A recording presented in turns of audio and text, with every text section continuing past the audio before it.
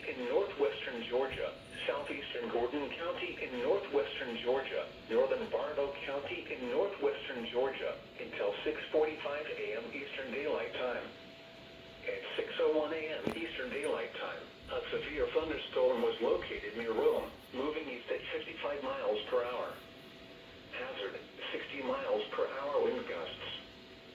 Source, radar indicated. Impact, expect damage to roofs, siding, and trees.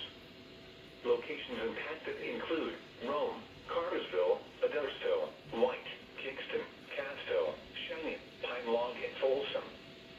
For your protection, move to an interior room on the lowest floor of a building. If you see wind damage, hail or flooding,